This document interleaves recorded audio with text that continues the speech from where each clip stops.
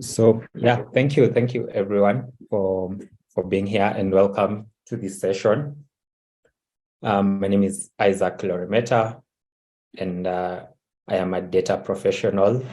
And yeah, you'll get to know why I use the term data professional in a few minutes. And today I want to give a bit of a talk about the rise of the analytics engineer, which is something that I guess is new to most people. Actually, I have I'd prepared a poll here just to have a feeling of how well people know of this, because honestly, I know about the analytics engineer pretty recently. So I think it would be nice to get a poll to just see how well people understand the analytics engineer so far. And yeah, just as we head into it, I see a lot of the attendees are like me also, that you've not, it might be the first time or only recently heard about it. And yeah, in a few minutes, we'll get to know why that's the case. And at the end of it, I hope people will have been excited about the field, the role, and what it entails. And yeah, at any point, if anyone has a question or contribution, can probably raise your hand and give your contribution so that we can have a conversation. Won't take too long, probably 30 to 40 minutes might be done. And yeah, we can have a bit of a conversation around it. So yeah, so far I see 6 votes for no. I haven't seen any vote for yes so far, which aligns with what I would have thought and what I would have answered about this question also maybe a year ago, or even sometime mid this year. And most of the people, even in the profession, would answer the same. So you're in the right place if you're in that. And yeah, the next time the question comes up, it will be a different answer, I'm sure. So yeah, I can start moving. Let me kill that poll.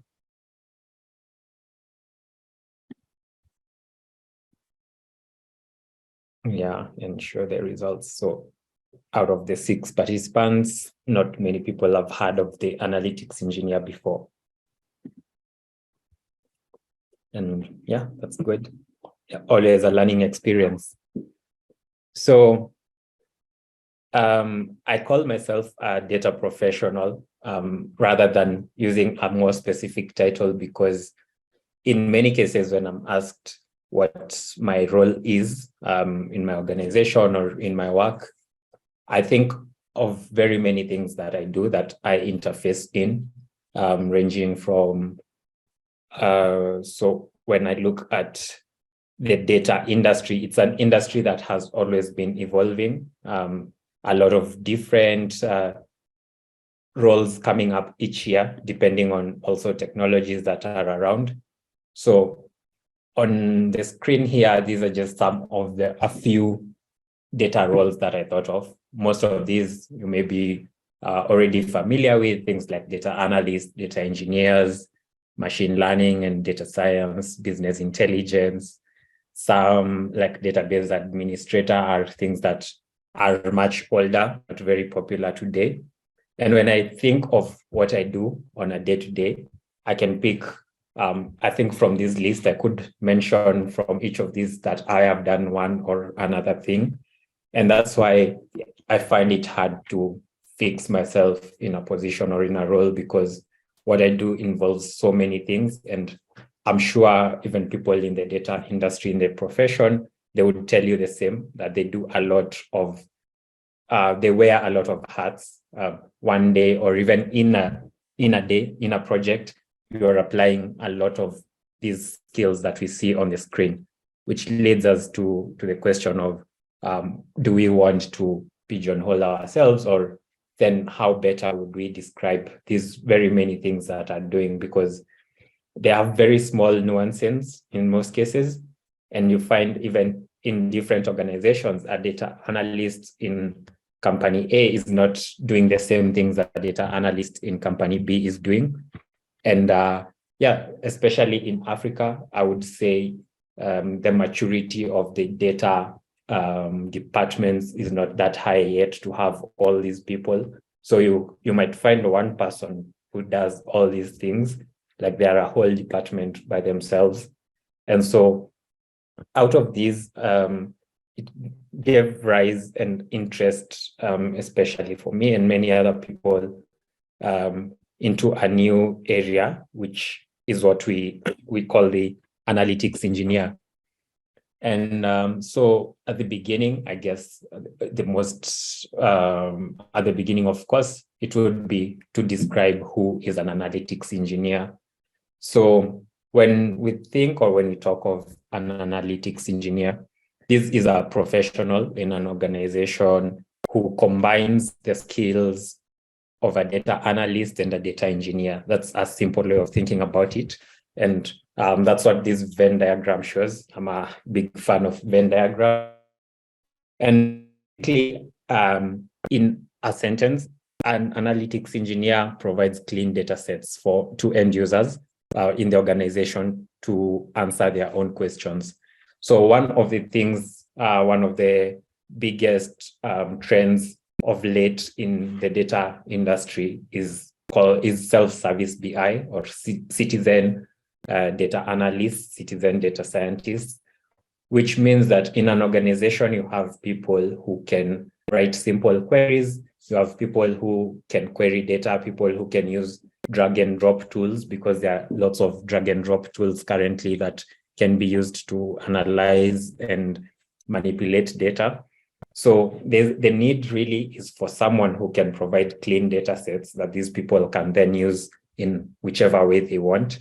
I know for the longest time, Excel was the de facto data tool and still is the biggest. But then at this point, we're moving into more advanced tools like Tableau, Redash, Metabase, which provide more features than Excel. And then the end user needs to have some curated data already, and that's what the analytics engineer does. More than that, the analytics engineer applies software engineering best practices into the data field. So things like version control, using Git, using CI/CD in analytics. So things like GitLab and GitHub. And so at the end of it, in simple terms, the analytics engineer provides clean data sets to end users, and they combine the skills and the needs that have been traditionally the data analyst and data engineer. And that's what gave rise to this field. So coming again to see, since we've said it combines the skills of a data engineer and data analyst, what are the differences? So here we have a table of some differences that come out pretty clearly. So data engineers are more looked at as software people. So they build custom integrations using things like Java, using C++, using SQL. And then this enables the organization to have someone who's doing this work in-house, managing pipelines and orchestration, building endpoints and APIs, building platforms, building the warehouse themselves, probably if they have in-house servers, and ensuring that this warehouse is optimized. On the other side, we have the analyst, who is more business facing. So an analyst uses the data that's already there, that has probably come from the data engineer, to develop insights and answer business questions. Like here, for example, we can see a question, maybe the manager has a question: why did churn spike last month? Which are our best acquisition channels? The data analyst goes deep into the data and then answers these questions. And the analyst has a lot of business knowledge. So they work a lot with business users to understand requirements and builds the dashboards that are user-facing. So That's the difference between an analyst and an engineer. Then comes the analytics engineer, who now combines these things as we've talked about before. So providing clean, transformed data ready for analysis, applying the software engineering best practices, as we'd said. And another big part of it is maintaining documentation and definitions, so that when someone wants to use data, they can come, read the documentation, look at the definitions, and understand the tables, and then they're able to query them. And also the analytics engineers train business users on how to use the visualization tools that we'd mentioned. So it's like we're moving away from the business users depending on an analyst into a point where they are able to extract these insights themselves, meaning that the analytics engineer does some of the work that the data engineer used to do to prepare this data, so it's ready to be queried, ready to be to answer the business questions that now the users might have. And then you find then in that case, you won't need to have a data analyst, because each user is able to answer their own questions. And so one speaker that I've listened to from a company called DBT compared the analytics engineer to a librarian. So when you go to the librarian is the person who curates the books there, and they can tell you, go to this specific shelf, you'll find this data, and you'll find these books, and they can give you this information that you're looking for. So on the same length, an analytics engineer curates an organization's data and is a resource for the people who want to make use of this data. So they fall in between, like they have the engineering depth and also business depth. So combining both sides of that coin. And that's where we get the analytics engineer, which is a pretty exciting role, because getting the best of both worlds, if you may. So then looking at the history, just from our poll, you can see that not many people have heard about this. This term, analytics engineer, grew in popularity last year in 2021. And most of the conversations around it came from Fishtown Analytics forums. So Fishtown Analytics is an organization that has built one of the most important tools that analytics engineers and data teams used. This tool is called DBT. I don't know if people have heard of DBT or interacted with it, but we'll see it at some point as we move forward. And so the analytics engineer term and role became really prominent as there has been an evolution from traditional data teams into the modern data stack.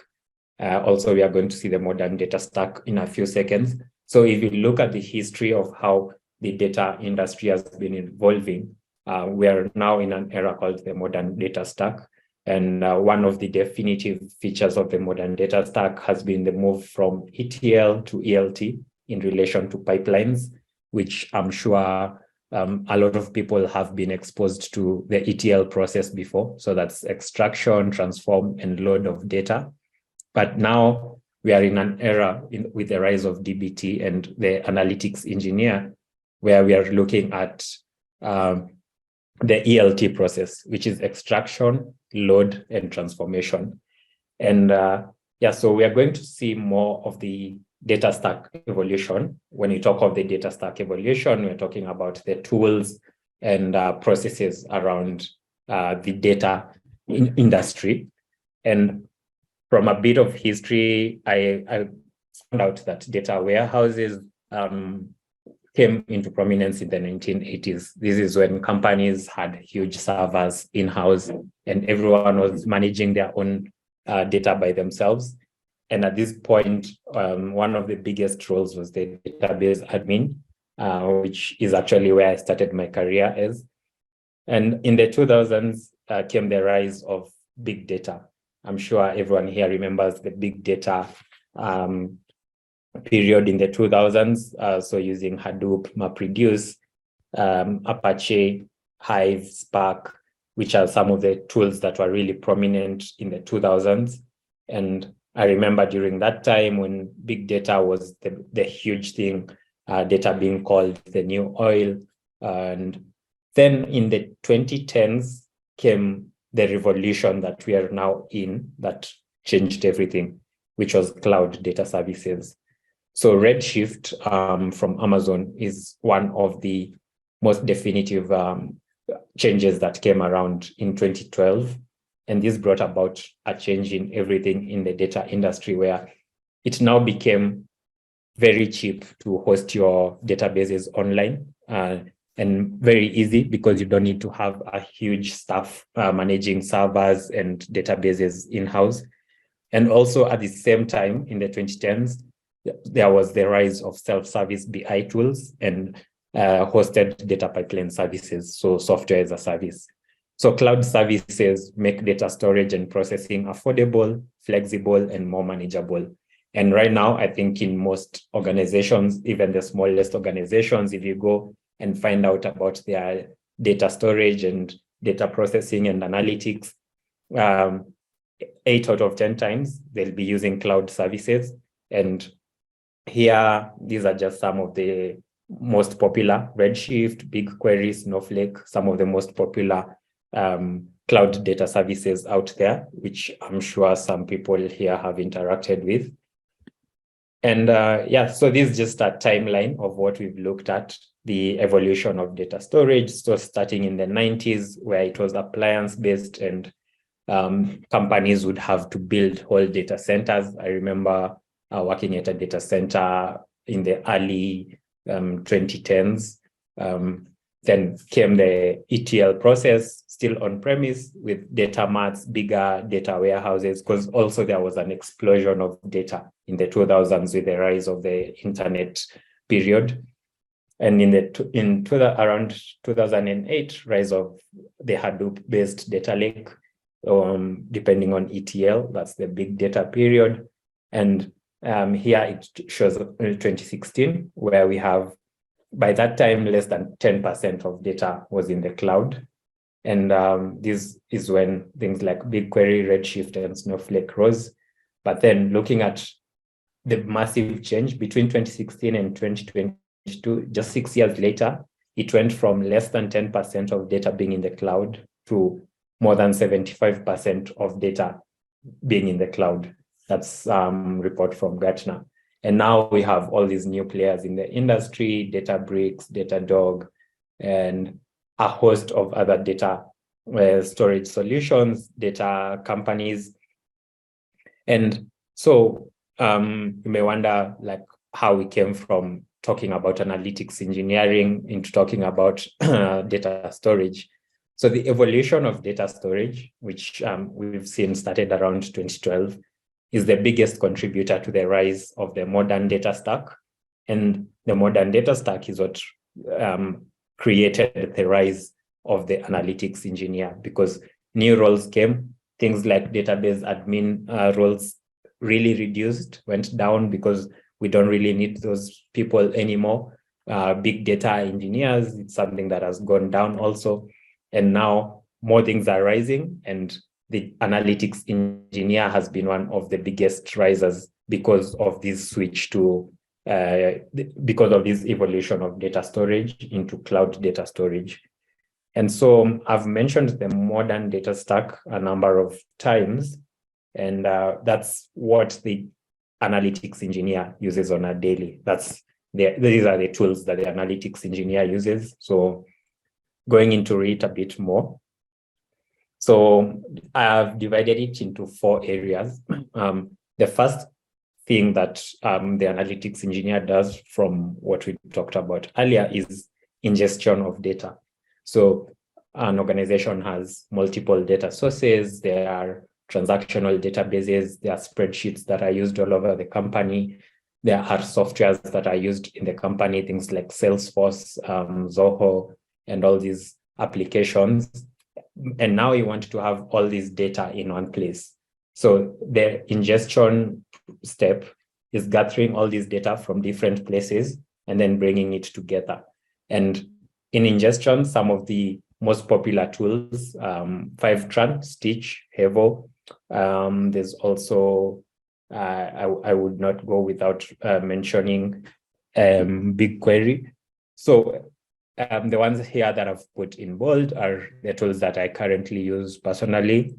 So for ingestion, Hevo is a big one, and has been very successful in creating that one source of getting all the data from different places and bringing them together into your warehouse, which leads us to the next to the next step, which is warehousing. And in warehousing, some of the biggest players are here: BigQuery, Databricks, Redshift, Snowflake. And this is a field that's growing pretty fast, and there are new additions every day. And then the third feature here is transformation, because after getting this data from all these different sources, you want to fuse it, because in the warehouse, you still have data, you've dumped it in there, but now you need to make sense of it. And that's where transformation comes in. And DBT, I'd mentioned before, is the biggest tool and the only one actually that does this. And so DBT means data build tool. I'd mentioned it was built by Fishtown Analytics. And truly, it's the analytics engineer's best friend, I would say. Personally, I interact with DBT like every day in my work. So building transformation, building data models, combining data from different sources and putting business logic into it, so that then people, the end users, can query it, as we had talked about before. And how do end users query it? Using the BI tools, which is the last step here.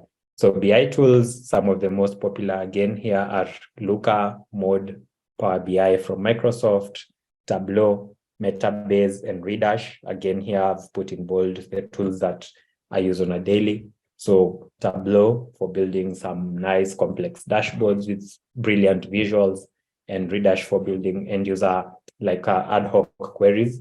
It's another powerful tool built upon SQL. And yeah, so these are the tools that you would be thinking of if you're thinking of the analytics engineering space. And it's not an exhaustive list. There's a lot more out there, and very many companies are coming up with tools every day. So at the end of it, I think the more tools we have, the better it is, because then people have a lot more choice, and the competition also makes it easy for them to really improve their services and offerings, and also give us more affordable solutions each day, because whenever there's competition, then quality increases while price goes down. And yeah, so this is a visual of the modern data stack in the AI era, just as we had said, and it shows the whole process going step by step. So if we think of data sources, these are all the different sources that your organization may have, where you're getting data from: analytics, LinkedIn, lots of social media data from marketing, especially Shopify, that's sales data, Stripe, that's financial data. Then here we have the ETL process that we mentioned, so the extraction and loading. So Airbyte is another brilliant tool that started just a few years ago, but has really blown up and created ripples in the industry. Fivetran, Segment, Stitch. So these are all tools that enable you to get data from all these different sources and then put it in your warehouse. And in the warehouse here, we only have Snowflake listed. These must have come from a Snowflake website. Yeah, and then so the extract and load has already happened. Then we have the transformation, which we talked about. So the ELT process, extract and load happening from here, and then the transformation happening in the warehouse. And that's the power of DBT, which I'd mentioned. So DBT does the transformations directly in your warehouse. And this is a powerful thing, because before, this used to be a 3-step process where you do extraction, transform in the middle, and then load the data into a database. But now you extract and load immediately, and then are able to do your transformation. So this even reduces the load time that you need when doing queries, and the processing power. And at the end of it, makes it much more affordable for you because you're using less services, you're using less compute, you're using less storage, which is a brilliant thing. Whenever you interact, you're using cloud services, especially at a company level, you're looking to reduce as much as possible the costs. And this is a brilliant thing that DBT does. And again, something great about DBT is that it has both sides. You can have DBT on cloud or self-hosted, and all these work brilliantly. For us, we use it. We use a self-hosted DBT version, and it works great for us. And then at the end of this, all these data processes that you're doing are for your users. So these are the BI tools that we mentioned: Looker, Tableau, Power BI, Chat.io. And then there's also the reverse ETL that may come in at some point, where this data that came from these sources, these software as a service kind of things, then goes out through those services again. So that if it's people in your marketing, in your service desk, in your financial software, they can then get data out that has already been processed. And these are now insights. It's actually not even data.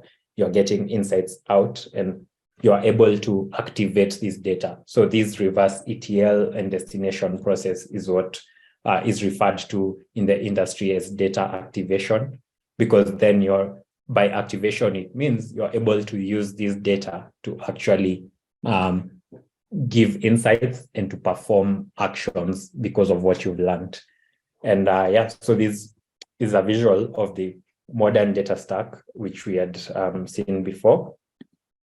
And looking a bit more into DBT, of course, I'd said DBT is an analytics engineer's best friend. So DBT, you would call it the T in the ELT process, the T, which is transformation. So again, here we have a visual showing data being gathered from different sources, being taken into a data warehouse. So these are different data warehouse options: Redshift, BigQuery, Postgres, and Snowflake. And then this data is going out and being used and being activated. This is Tableau at the bottom here. This black one here is Looker. And DBT comes in here in the warehouse where you're doing the transformations. And as I'd mentioned, one of the best things about DBT is the ease of use. It is SQL based. So if you can write SQL queries, or SQL, if you prefer to call it that, if you can write SQL queries, then you can use DBT right from the start. And so it helps you do dimensional modeling using software engineering best practices.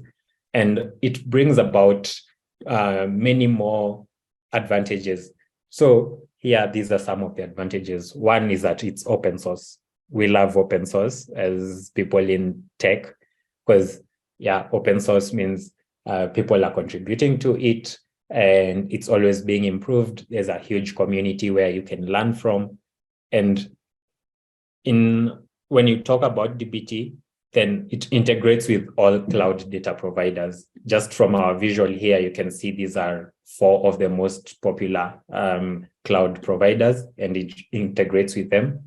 And you do the transformations within the warehouse, so reducing the in and out of data, as I'd said before. So also ensuring the safety and security of your data. Some other features that DBT provides: modular. I've seen a question here. DBT stands for data build tools. Data build tool, yeah. So by that, even from the name, it stands because you are doing manipulation of your data, and that's the tool that you're using. Yeah, so that's why it's called data build tool. I think they didn't want to be very creative with the name. Another feature is source control. I think I'd mentioned this. So you're doing CI/CD. For us, we do this on GitLab. So DBT models are run like every day. They run on GitLab, and so that you always have the freshness of your data. Then they also provide reusability in terms of the modularization of code. So if already you have a block of code, you can refer to it elsewhere, like the way if you're doing software engineering, you build classes, methods, functions that you can reuse. So DBT makes use of Ginger macros. So Ginger macros, again, are built from heavily from Python, but you don't need to know Python to use DBT. That's the best part of it. As long as you have SQL skills, then these are things that are enforced in the background. Also, big feature and advantage, data documentation and data cataloging. So I think documentation and cataloging are some of the biggest problems that people in engineering and tech teams face, because let's admit, engineers don't like documenting. They don't like writing down stuff. They want to be writing code. So with DBT, you have automated documentation that scans whatever you have in your models and builds pages that are documents that then people can read this documentation in your organization and know, what does this table stand for? What does this table contain? What does each column mean in this table? So if someone wants to query your data, it's very easy for them to understand it without having to come to you, to the data team, to ask, what does this table hold? And what do these columns mean? What does this calculation mean? So DBT has brilliant documentation that does all this for you. Another really important thing is testing of queries and doing validation of data. So let's say you have a table that holds sales data. And of course, you have a sales ID for each sale that was made. So in DBT, you can have tests and validations that say we cannot have null columns in the sale ID. And when it runs these, it gives you the alerts and warnings so that you are able to ensure that your table has data that can be trusted. And when your end users are querying, they are able to know that this data is as trustworthy as possible, and we can use it to go ahead and make decisions for the organization. And finally, DBT has simple data updates, as I've said, depends very much on SQL, which is a great thing and makes it really easy to get into. So I see a question about heading into the profession. And that's part of what we are going into. So you'll know that in a few minutes. Yeah, thanks for the question, Yao.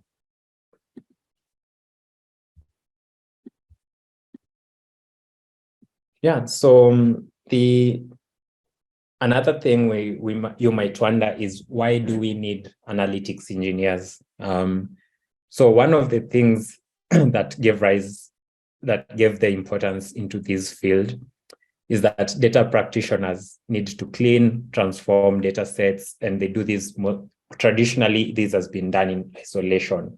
So you'd find that each data analyst would be doing this by themselves, clean, get data from different sources, combine the data sets, clean them, do their models, and then give their insights. But then you might wonder, if you have a group of 10 analysts, how do we share code? How do we help each other? How do we collaborate? So software engineering teams have been doing this for years, where they are able to collaborate seamlessly, work on the same project, bring their best skills and build off each other's work. And so this is what we want to bring into analytics, into data. So we want analytics code to be version controlled using Git, which we've mentioned already, that analytics engineers work with.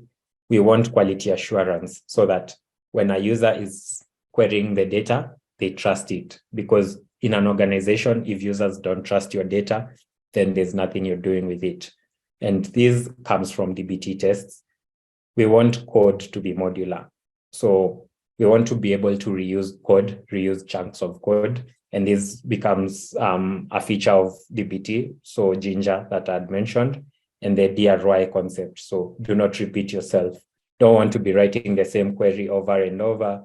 And then my colleague is also writing the same thing over and over because we are using different computers, but using the analytics engineering best practices, we are able to collaborate and work on the same platform seamlessly.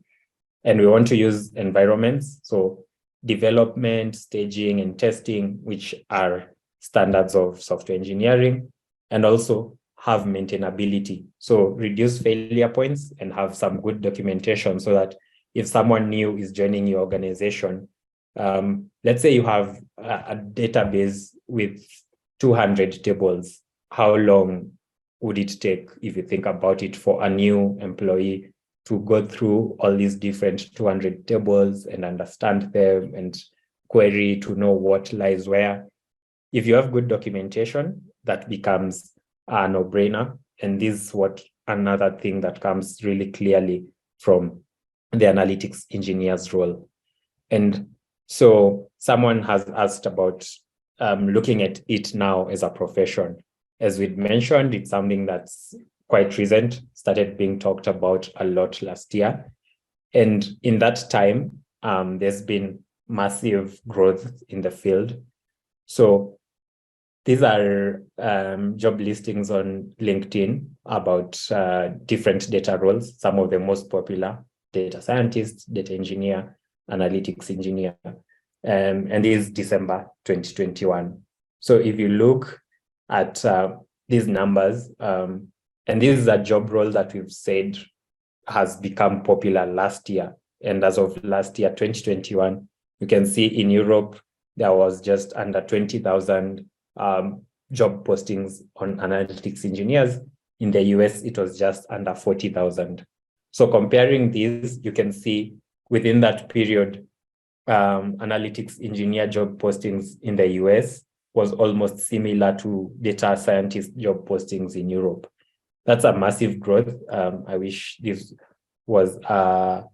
chart showed the time series, but even clearly just from looking at it, thinking of a role that's only been there for around 2 years, and we have this sort of postings already, this tells you that the growth is massive. And I'm sure as of December 2022, this is going to be much, much higher because this is more than double in that time. So if you think of that trajectory and linear growth in a very simplistic way, that would be like something like 60K jobs up to December this year. And more about thinking of the analytics engineer role. So this actually answers the question that you asked about what the steps are into getting into this profession. So here you'll see just some of the few and top requirements. So the first thing that I've talked about, it's not even in order, but SQL is number one. So be a SQL whiz. You can write SQL that can be easily understood. You can troubleshoot and highly performant, because also you want to have SQL that is doing efficient queries that are running efficiently, that are running in good time. And then comfort in adopting software engineering best practices. Again, we've talked about these multiple times so far. So things like version control, that means using Git. And again, the analytics engineer role involves a lot of interfacing with different people from engineering, from business. So teaching others to adopt these practices is a great thing. Python is a plus. It's not a necessary, but it is a plus. I think for any data role, if you think about Python, it always adds onto what you have. So it is a good thing to have also. And again, experience working as part of a data team comes in handy if you're already in the field. If you're starting, of course, that's also great. And then it's very easy to go into analytics engineering if you've worked before, either as a data analyst or a data engineer, because from the beginning, we saw that there's a lot of overlap into those roles. And another one really important, it's not a tech skill, but the ability to maintain relationships with various teams. Because as I've mentioned, the analytics engineering role in most cases will interface with different teams in an organization, from engineering to heads of departments to end users who are looking at your data. And having good communication and relationships really enables you to gather insights, gather requirements, gather needs for what you're developing, because at the end of the day, an analytics engineer does not use this data themselves. You are doing this, we described it as a librarian. A librarian is not there to read the thousands of books. They are there to direct people into what they should be reading and helping people. So think of yourself as a librarian, think of yourself in that way in an organization as an analytics engineer. And last, and definitely not least, could be last and greatest, DBT. I think I've talked enough about DBT, and for you to know how important it is. And I promise DBT does not pay me to talk about them, but maybe they should. So a bit more about that. This is a description, a job description I pulled from the internet for an analytics engineer role.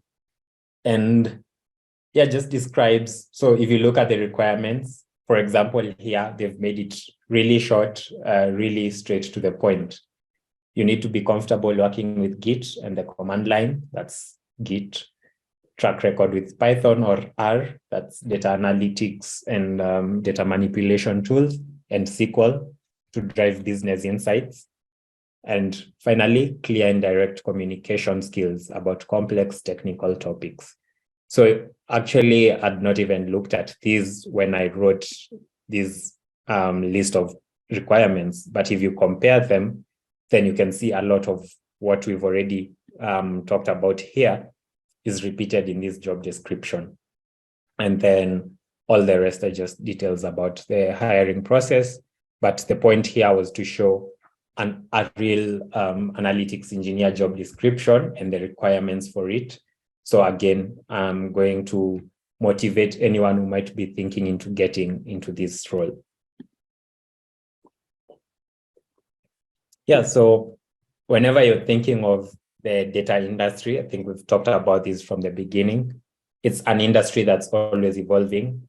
It's an industry that has a lot of buzzwords, a lot of changes. Some things are spoken about, have a lot of hype, but never materialize. Some things have lasted with us since then and have been really impactful, like cloud services. So what's the future of analytics engineering? So one of the biggest things is abstraction. So this means like we are trying to get to a point where we get more into the software engineering practices that we keep mentioning into the data industry. So things like abstraction of complications and complexities, simplification of processes, and software engineering best practices, open source growth, very important, and community building. And on community building, one of the things that I have experienced a lot is that even in having started working with DBT last year, there's an expansive community of DBT support. You can find the DBT community on Slack if you just Google it and join it. And there you get access to resources that help you to learn. You get to interact with people, to network. You get job opportunities from the same communities. So community building is a huge thing. And the growth of these communities is going to be the growth of the role, the growth of the profession, the growth of the skill. And yeah, I think this also relates to what Yao is asking. Can you learn on your own or need certification? So all these things are things that are pretty much easily self-taught, like something like DBT, which I've mentioned a lot. the certification for DBT only became available, I think, like 2 months ago, because DBT itself is a new thing in the industry. So actually by now, no one I work with has been certified, but they've come up with a certification. If you go to the DBT site, they have free courses, free lessons, so you can learn how to use DBT there. And you don't necessarily need to even do the certification, because currently it's not something that anyone really asks for or knows about out there. Most people just know you learn DBT and you use it. But they did come up with a certification recently. But from my experience, you do not necessarily need to be certified in DBT. There's no certification for Git that I know of. You don't need to be certified in SQL. And I'd say those are the 3 things that we've realized are most important.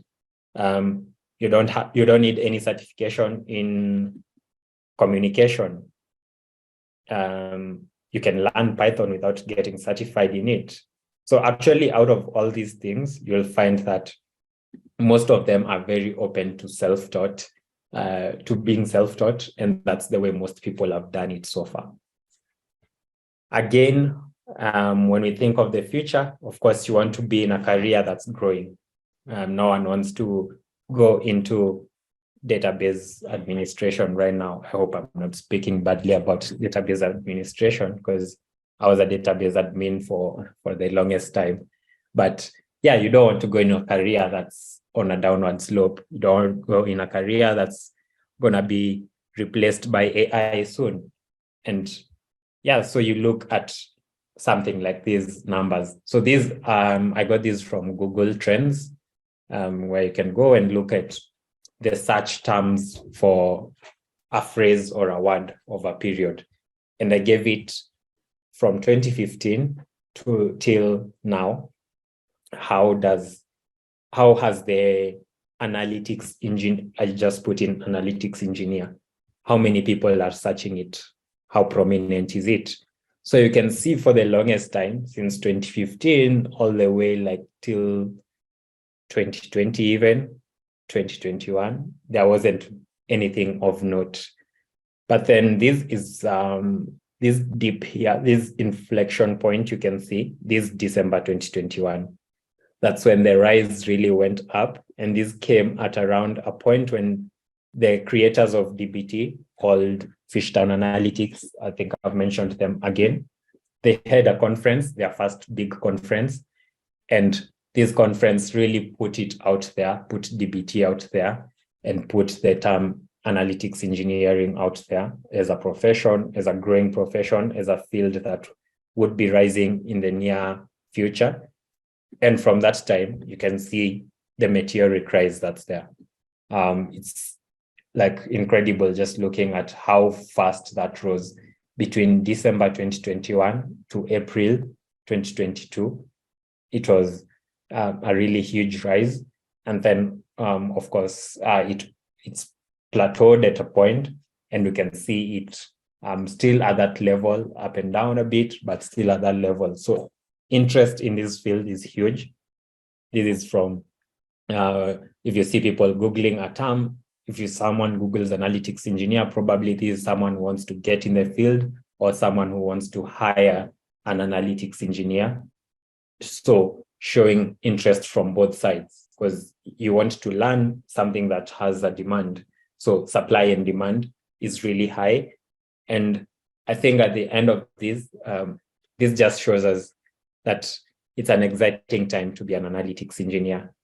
So yeah, this is actually the end of my presentation. I wanted to finish with this showcasing of the wave.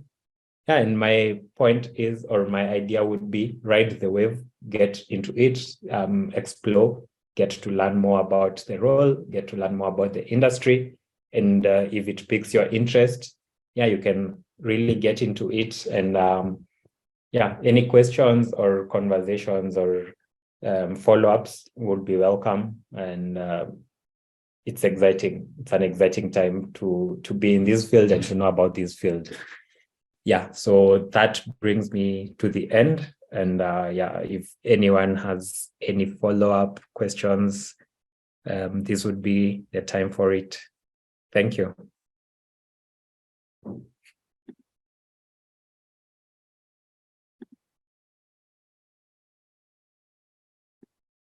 Yeah, so I will share my presentation and you'll see some links here that are really useful, because that's where I've gotten most of my data, and it could be a great first step into checking out the analytics engineer side of things.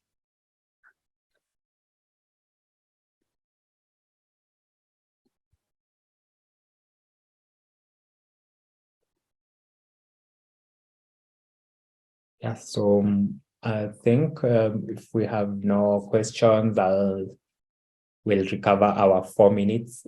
Lasted longer than I thought, actually.